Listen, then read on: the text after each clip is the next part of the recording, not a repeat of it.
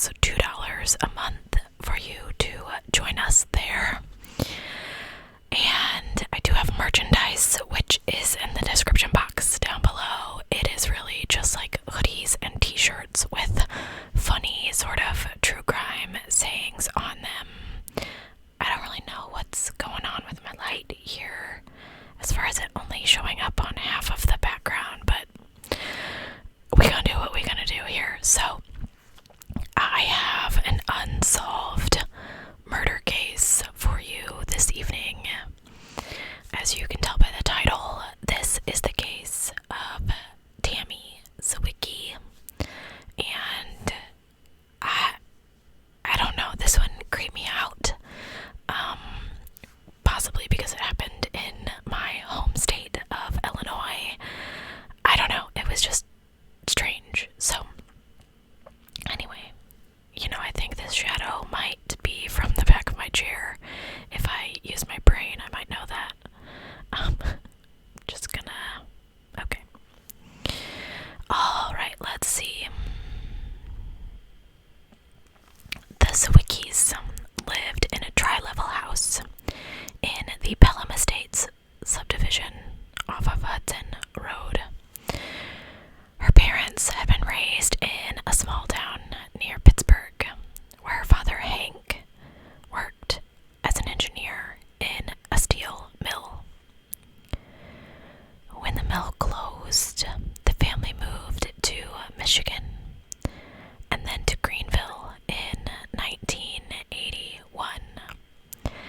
Hank Zywicki worked at a place called Floor, F-L-U-O-R. Joanne, Tammy's mom, was largely a stay-at-home mom, but she was the type of mom that volunteered at her children's schools and in the PTA and all that stuff, so it really kept her busy. Tammy and her two older brothers graduated from East Side School, and her younger brother from Christ Church School. Marianne Fox met Tammy in the 5th grade at Mitchell Road Elementary. The Zwyckis had, as I mentioned before, moved to Greenville after the school year had started up, and their teacher had paired them together.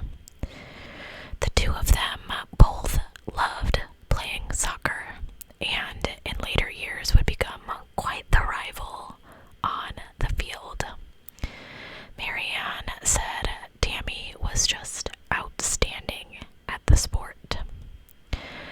Melanie Wyrick, who knew Tammy at Northwood Middle School, she said that Tammy was one of those types of students that just didn't have to study, and you knew she was just going places with her life. A man named Brody Brinker was the principal at Eastside High School when Tammy was there, and he said, in large measure, Tammy was pretty much responsible for the school having a girls' soccer team. She had a lot of school spirit, he said. In fact, the whole Zywicki family had a lot of school spirit. Another person recalled that Tammy was the type of girl who could wear a long tapestry skirt and combat boots and still make it look cool. The Zwyckis' home was kind of like that house, the house you wanted to be at after school and on the weekends. They had popcorn and Kool-Aid and movies in the basement, and the kids could come and go without bothering the parents.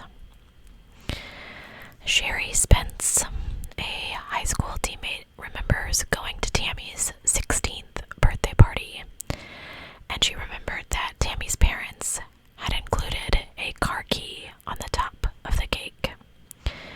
Mrs. Zywicki said she loved to bake cakes, especially for birthdays and holidays.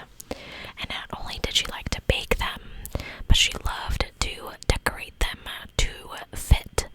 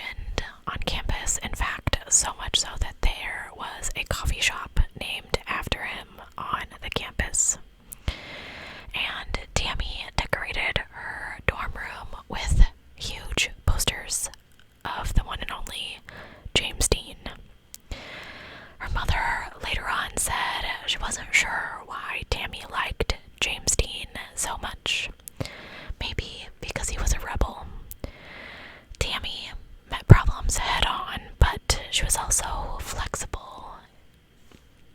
She lived life. She enjoyed every day, and she did not harp on the negative. At college, Tammy was majoring in Spanish, and she hoped to one day teach Spanish in a small college and handle sports information, maybe even work for a professional sports team. Now, in January of 1992, I'm giving you a lot of background here, but it felt important. Hank and Joanns Wiki moved to Marlton in central New Jersey, not very far from Philadelphia. He had been transferred there by the company Floor. Tammy spent college summers working at Blockbuster Video. She, like me, loved movies. She would watch pretty much anything except things that involved a lot of crime or violence. And the night before she went back to Grinnell for her senior year, she watched the movie Fried Green Tomatoes. Her mom recalled that it was the last movie that she ever watched, and it's a good one. So as the summer of 1992 drew to a close, Tammy Zywicki got ready to return to Grinnell for her senior year. She wanted to get back before classes started because she needed to have time to take photos of the school athletes for the yearbook. She left home in her 1985 Pontiac T1000, and riding shotgun was her brother. He was a student at Northwestern University, north of Chicago. As they headed west, the two endured a couple bouts of engine trouble. I read a couple different things, but I believe it was overheating. So they put water in it, waited for it to cool, and set off again. They did make it to Northwestern without too much trouble, and after dropping off her brother, Tammy spent the night with a friend. And then, on August 23rd, she aimed her car toward Grinnell, zipping west along I-80. But near exit 83, outside of Utica, she pulls over onto the westbound shoulder. Witnesses later reported seeing the car's hood up between 3:10 and 4 p.m. with a young blonde woman, presumably Tammy, hunched over the engine. But she wasn't alone. At her side was a trucker. His semi-tractor trailer pulled up behind her car. Two people just driving by, it looked like he was trying to give her a hand with her engine trouble. This man was described as a Caucasian man between 35 and 40 years old. He was described as over 6 foot tall, with dark, bushy hair. At 5 p.m. that very same day, the Illinois State Police marked the car as abandoned, and it was towed the next afternoon. As the day stretched on, Joanne and Hank wondered why Tammy had not called to check in with them. Now, at this time, cell phones are a rarity, but Tammy could have found a payphone or some other way to call, or she would have called when she got to school. From their home in New Jersey, her parents started phoning friends, her friends in Grinnell, but they had not seen her. Her parents called the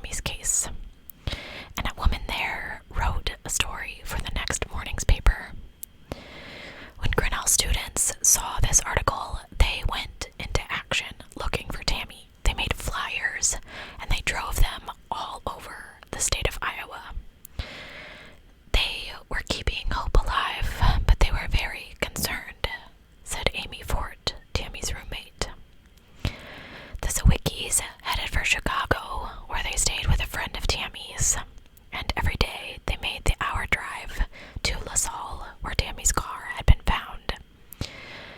The people there were so kind, said Joanne. They had offers to stay in people's homes, and they never paid for a meal in a restaurant. She relayed that every time they went to pay, they were told that someone else had taken care of it, which is so nice, I think. Leads about Tammy flowed in. At first, about 60 people reported seeing Tammy on the side of the road with the hood up between 3 and 4 p.m. that Sunday afternoon. The hood of the car was up. Some people reported seeing a green Datsun pickup parked behind her, and other people reported the semi-trailer with stripes down the side of the trailer and that man that I talked about earlier. 8 days after the last sighting of Tammy, a traveler stopped on Interstate 44 in southwest Missouri, one that I've driven myself, between Springfield and Joplin, Missouri. He'd pulled over for one of 2 reasons that he gave the police: to urinate and to cover tools from getting wet in the rain in the back of his pickup truck. After he smelled an odd odor, he glanced around, and he spotted a red blanket secured on the ends with duct tape, with what looked to be the form of a human body inside. The man went to the closest highway patrol office and returned with the police. An officer cut open the blanket and revealed a leg. It took Tammys Zywicki's dental records to identify that it was her. She was wearing an Eastside Eagles t-shirt and shorts adorned with the Greenville County Recreation Soccer League logo. These were not the clothes that she had been wearing when she left her friend's house. She also had on lacy panties and a bra that was embroidered with the word love. And her mother said that this was not something that Tammy would have chosen for herself. Tammy had been stabbed 7 times, 6 times in a circular pattern around her heart, and 1 time in her right arm. The knife that was used in Tammy's murder was really small, almost like a penknife. She died from internal bleeding, and there were few defensive wounds. Aimee Fort said it was just completely unbelievable and devastating to her when they found Tammy's body. Eastside High School held a memorial for Tammy, and so did Grinnell College. Tammy's body was taken back to Pennsylvania for a burial near her grandmother and cousin. The funeral was in the Catholic church where Hank and Joanne had been married. Mrs. Zywicki, remember, said it was 3 days after Tammy went missing before the police got serious about this investigation, and when Tammy's body was found, the FBI got involved, and the 2 agencies really didn't seem to share any information or even communicate on any level. Law enforcement set up roadblocks on the interstates between LaSalle and Joplin, which is a big space, to talk to truckers. They announced that they were doing so beforehand, so, in my opinion, not that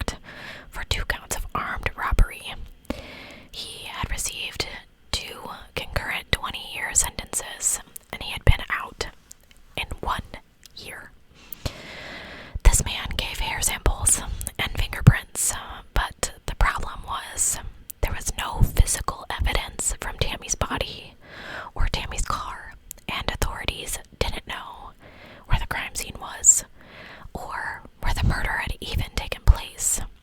They didn't have a murder weapon, and no one saw anyone leave Tammy's body on the side of the road.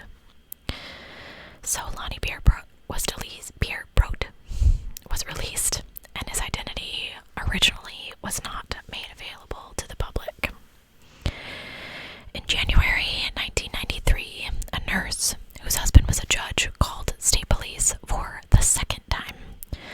Her first phone call was made shortly after Tammy went missing, and she is the one that gave the description of the man that was standing along Tammy on the highway.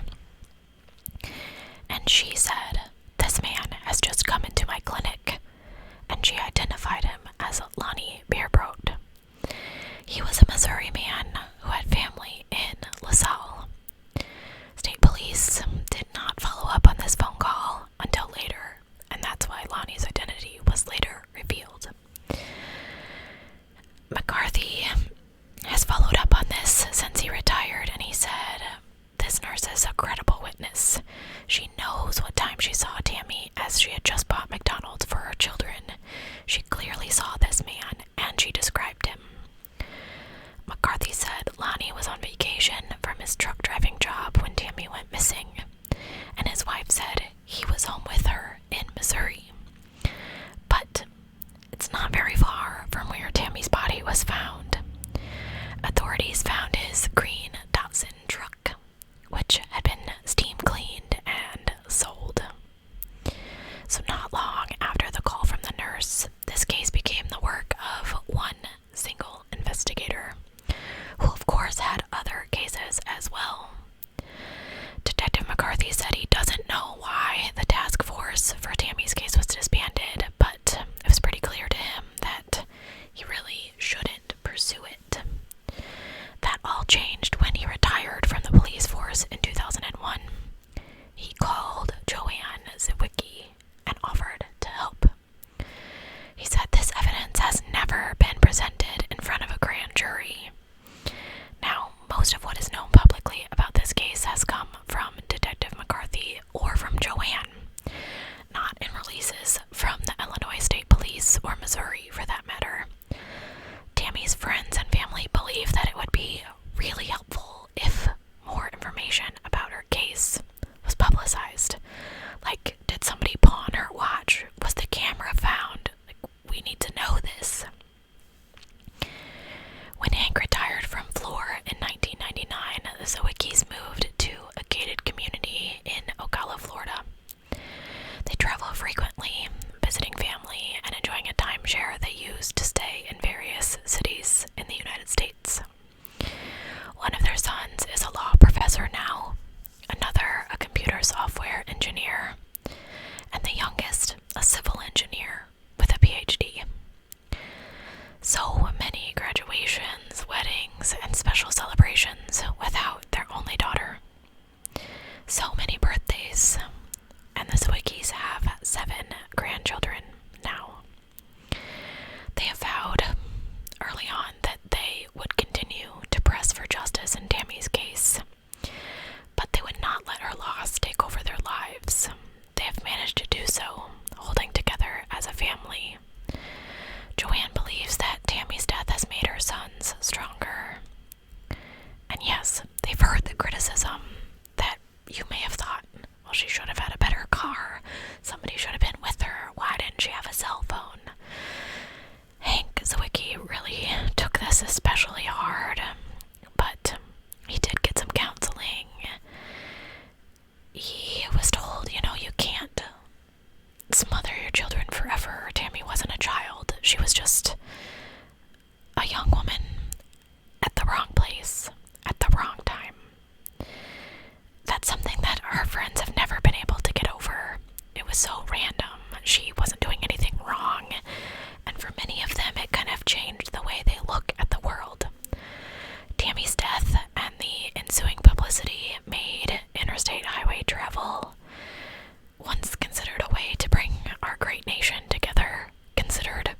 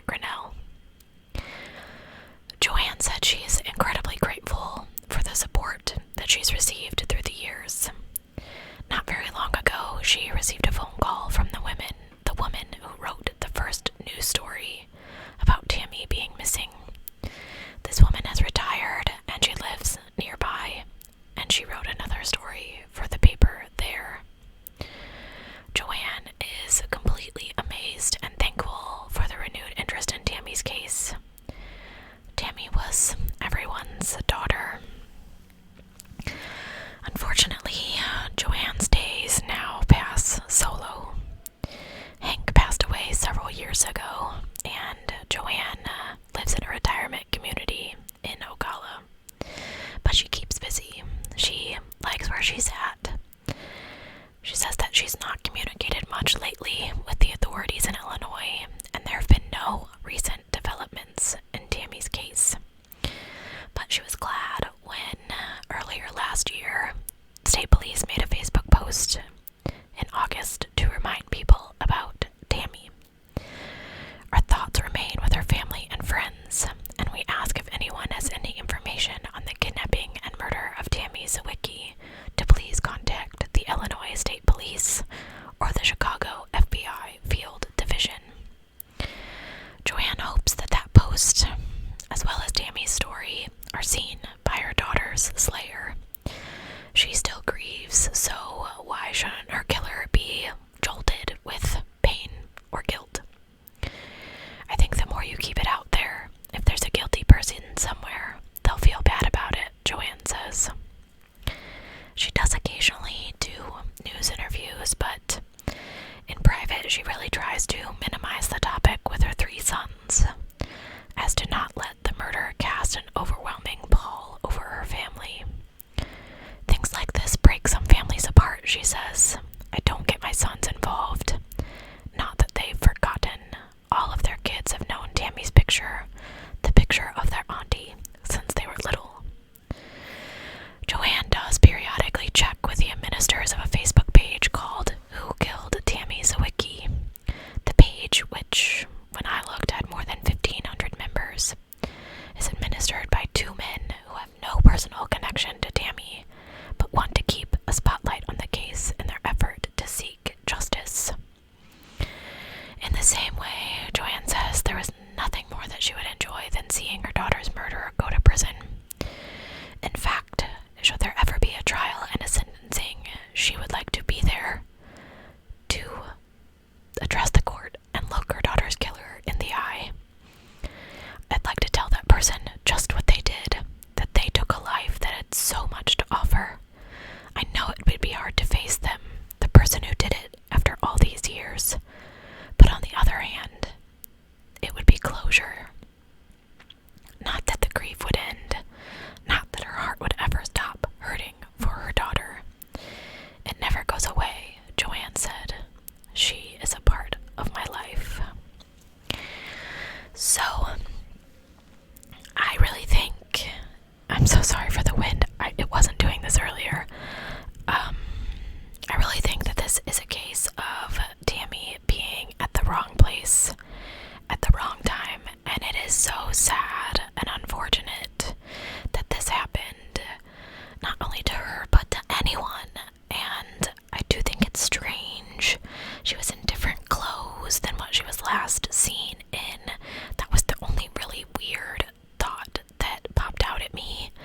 But I have been this person. I have pulled over on the side of the highway by myself, small girl, fairly defenseless. I mean, I'd like to say I'd punch somebody in the face, but, how many times has that happened to you? That you've been somewhere alone, pulled over, and someone has stopped to help you, or, you just don't know. And this was 1992, where there weren't, dash cams and CCTV footage as much, so she really just went missing and then was discovered several hundred miles from where she was. So whoever this was could have kept her alive for days, and that's why she was in different clothes. I didn't really find any information about that, whether or not she had been assaulted.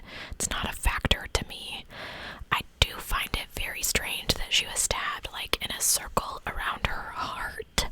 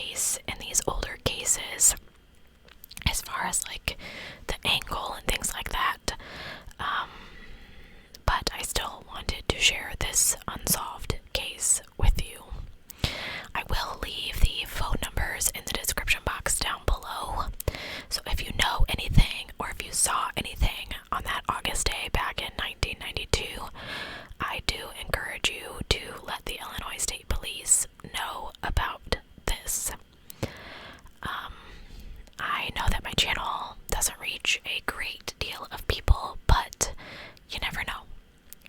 Since I'm in that vicinity, I always have hope that I'm doing some good here by sharing these cases. Anyway, thank you guys so much for being here today and being tolerant of my kind of flighty schedule. We have had a lot of stuff going on here in the geeky household.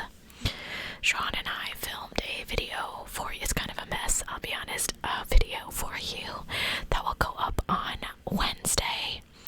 And I filmed a very short, I think it's only like 17 minutes, video that will go up on Patreon about everything that happened with Lucy. I may later on put that up on the channel. I don't know. I'm going to find time later to film another true crime video for my Patreon. I am so sorry that I have neglected you guys both here and over there. Life has just been so overwhelming. I'm basically working the job of 3 people because, as I said, my desk mate's husband died, but what I didn't tell you is her daughter works alongside us. So no one has been helping me with their jobs, and I still have to do my job. And all this stuff with Lucy, it has just been extra stressful. And I think we are to the point where my mom is going to have to go to a facility. She is just not really making a lot of sense most of the time, and she keeps forgetting about her ostomy bag, which is super fun to get to go clean up, as I did yesterday for her birthday. So that will be a stressful time as well. We do have a doctor's appointment coming up in the next couple of weeks. I'm hoping that I got her a new doctor, so I'm hoping that they will kind of regulate some of her medicines and maybe we can get my mom back a little. I don't know. I have hope, but dementia is a terrible, ugly disease and quite the stressful one. So anyway, I'm going to stop rambling now. I'm going to thank you for watching. I'm going to apologize about any background noise you may hear. And I will catch you